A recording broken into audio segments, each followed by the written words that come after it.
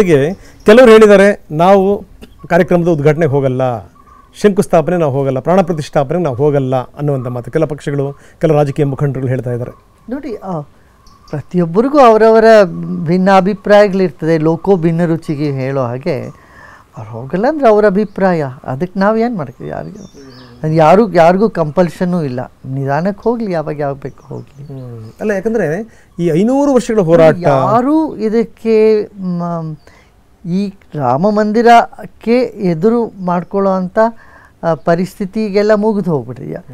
ನಮ್ಮಲ್ಲಿ ಯಾವಾಗ ಸುಪ್ರೀಂ ಕೋರ್ಟಿಂದ ಈ ವರ್ಡಿಕ್ಟ್ ಬಂತು, ನಮ್ಮ ಮಂದಿರದ ಪರವಾಗಿ ಅಲ್ಲಿ ದೇವಸ್ಥಾನ ಕಟ್ಟಬೇಕು ಅನ್ನೋದೊಂದು ದೇವಸ್ಥಾನಕ್ಕಾಗಿ ಕೊಟ್ಟರು ಆ ಜಾಗ, ಆವತ್ತೇ ಜನಗಳಿಗೆ ಇದಾಯಿತು, ಇವತ್ತೇ ಒಂದು ಉತ್ಸಾಹ ಮಾಡೋಣ, ಉತ್ಸಾಹ ಇತ್ತು, ಉತ್ಸವ ಮಾಡೋಣ ಅಂತ ಸಂಭ್ರಮದಿಂದ ಈ ಗಡಿಯನ್ನು ನಾವು ಸೆಲೆಬ್ರೇಟ್ ಮಾಡೋಣ ಅಂತ ಅವ್ರ ಮನಸ್ಸಲ್ಲಿತ್ತು, ಆಚರಿಸೋಣ ಅಂತ. ಆದರೆ ಆವಾಗ ಆಚರಿಸಿದರೆ ಒಂದು ಸಮುದಾಯದ ಮನಸ್ಸಿಗೆ ದುಃಖ ಉಂಟಾಗಬಹುದು, ಬೇರೆಯವ್ರಿಗೆ ಆದರೂ ಇದರಿಂದ ನೋವಾಗ್ಕೂಡ್ದು ಅನ್ನೋ ಉದ್ದೇಶದಿಂದ ಆ ಸಂಭ್ರಮ ಅವಾಗೇನೂ ಮಾಡಿಕೊಡ್ದು ಅಂತ ಅದನ್ನು ಮುಚ್ಚಿಟ್ಟದು. ಈಗ 5 ವರ್ಷ ತನಕ ಅದನ್ನು ಮನಸ್ಸು ಜನದಲ್ಲಿ ಸಂಭ್ರಮವನ್ನು ವ್ಯಕ್ತಪಡಿಸ್ಲಿಕ್ಕೆ ಕಾತರಿಸ್ತಾ ಇದ್ರು. ಇವಾಗ ಆ ಗಡಿ ಬಂದಿದೆ. ಸ್ಪ್ರಿಂಗನ್ನು ಒತ್ತಿ ಹಿಡ್ದಂಗೆ ಆಯಿತು ಅಂತ. ಒತ್ತಿ ಹಿಡ್ದಂಗೆ ಆಯಿತು. ಅದು ಒಳ್ಳೇದಾಯಿತು. ಅದು ಒಳ್ಳೇದಾಯಿತು. ಓಕೆ. ಈ ಹೋಗಲ್ಲ ಅನ್ನುವಂಥವ್ರಿಗೆ ತಮ್ಮ ಹಿತವಚನ ಏನು? ಅವರು ಹೋಗಲ್ಲ ಅಂತ ಅನ್ಬೋದು, ಆದರೆ ರಾಮನಿಗೆ ಎದುರಾಗಿ ನಿಂತ್ಕೋತೀನಿ ಅಂತ ಯಾರೂ ಹೇಳೋಕ್ಕಾಗೋದಿಲ್ಲ. ಅದಕ್ಕೆ ವಿರೋಧ ಮಾಡೋಕ್ಕಾಗೋದಿಲ್ಲ ಯಾರು.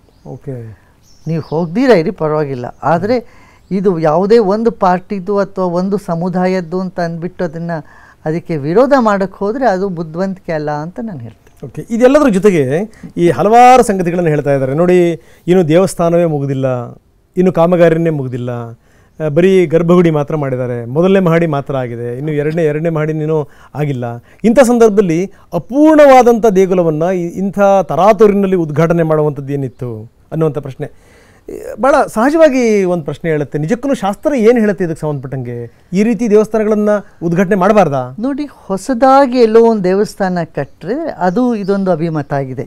ಏನು ದೇವಸ್ಥಾನ ಪೂರ್ತಿಯಾಗಿ ಶಿಖರ ಸ್ಥಾಪನೆ ಆದಮೇಲೆ ಕುಂಭಾಭಿಷೇಕ ಅಂತ ಹೇಳ್ತೀವಿ. ಅದನ್ನು ಆವಾಗ ಮೂರ್ತಿ ಸ್ಥಾಪನೆ ಮಾಡ್ತೀವಿ, ಪ್ರತಿಷ್ಠಾ ಮಾಡೋದು. ಅದು ಆ ಮಾತು ಇದೆ, ಅದು ಪದ್ಧತಿನಲ್ಲಿ ಇದೆ ಹೀಗೆ. ಆದರೆ ನೀವು ನೋಡಿದ್ರೆ ರಾಮೇಶ್ವರದ ರಾಮಲಿಂಗದ ಪ್ರತಿಷ್ಠಾಪನೆ ಅವನು ಮೊದಲು ಮಾಡ್ದ, ಆಮೇಲೆ ದೇವಸ್ಥಾನ ಬಂತು ಅಲ್ವಾ. ಬದ್ರಿಕಾಶ್ರಮದಲ್ಲಿ ಬದ್ರಿನಾಥಲ್ಲಿ ಆ ಮೂರ್ತಿ ಮೊದಲು ಅಲ್ಲಿ ಪ್ರತಿಷ್ಠೆ ಆಗಿತ್ತು, ಆಮೇಲೆ ರಾಜ ಮಹಾರಾಜರು ಹೋಗಿ ಆ ದೇವಸ್ಥಾನವನ್ನು ನಿರ್ಮಾಣ ಮಾಡಿದ್ರು. ಹೀಗೆ ಈ ಎರಡೂ ಪಕ್ಷ ಇದೆ.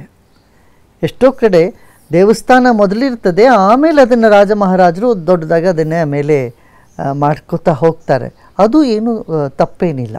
ಈಗ ತಿರುವಣ್ಣಾಮಲೆಯಲ್ಲಿ ನೋಡಿದ್ರು ಸಹ ಮೊದಲು ಲಿಂಗ ಮೊದಲೇ ಇತ್ತು, ಆಮೇಲೆ ದೊಡ್ಡದಾಗಿ ಒಬ್ಬೊಬ್ಬ ರಾಜ ಬಂದಾಗಲೂ ಅವನ ಕಾಲದಲ್ಲಿ ದೊಡ್ಡದಾಗ್ತಾ ಬಂತು. ನಮ್ಮ ಚಾಮುಂಡೇಶ್ವರಿ ದೇವಿನೂ ಹಾಗೆ ಆಯ್ತದೆ. ಮೈಸೂರಲ್ಲಿ ದೇವಿ ಪ್ರತಿಷ್ಠಾಪನೆ ಆಗಿತ್ತು, ಆಮೇಲೆ ಮೇಲೆ ದೇವಸ್ಥಾನಗಳೆಲ್ಲ ಬರಲಿಕ್ಕೆ ಶುರುವಾಗಿ ಗೋಪುರ ಆಮೇಲೆ ಕಟ್ಟಿದ್ರು, ದೊಡ್ಡ ಗೋಪುರ ಮುಂದಿರೋದು. ಅದು ಇದರಲ್ಲಿ ಯಾವ ದೋಷವೂ ಇಲ್ಲ. ಹಾಗೆ ನಾವು ನೋಡಿದಾಗ ಗರ್ಭಗುಡಿಯಲ್ಲಿ ಆ ಪೀಠ ವೇದಿಕೆ ಇದ್ದು ಬಿಟ್ಟರೆ ಅದಾದಮೇಲೆ ಪ್ರಾಣ ಪ್ರತಿಷ್ಠೆ ಮಾಡಬಹುದು. ಈಗ ನಮ್ಮ ಹಳ್ಳಿಗಳಲ್ಲೇ ಎಷ್ಟೋ ಹಳ್ಳಿಗಳಲ್ಲಿ ಮಾರಮ್ಮ ಆಗಲಿ, ಚೌಡೇಶ್ವರಿ ಆಗಲಿ, ಇವೆಲ್ಲ ದೇವರುಗಳೆಲ್ಲ ಅಲ್ಲಲ್ಲಿ ಪ್ರತಿಷ್ಠಾಪನೆ ಮಾಡಿರ್ತಾರೆ. ಒಂದು ಆಲದ ಮರ ಕೆಳಗೆ ಹೋಗಿ ಅಲ್ಲಿ ಒಂದು ಶಿವಲಿಂಗನ ಪ್ರತಿಷ್ಠೆ ಮಾಡಿ, ಒಂದು ಗಣಪತಿನ ಪ್ರತಿಷ್ಠೆ ಮಾಡಿರ್ತಾರೆ.